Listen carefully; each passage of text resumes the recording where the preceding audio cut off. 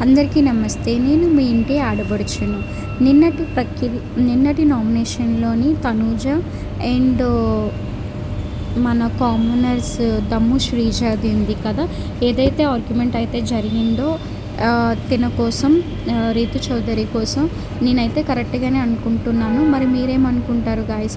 ఎందుకని అనేసినంటే నేను మొన్నటి విషయంలోనైతే తనుజాకిని అండ్ రీతు చౌదరి గారికి ఒక టాస్క్ జరిగింది కదా! ఆ టాస్క్ జరిగేటప్పుడు తను ఒకలా మాట్లాడింది బయటకొచ్చినాక.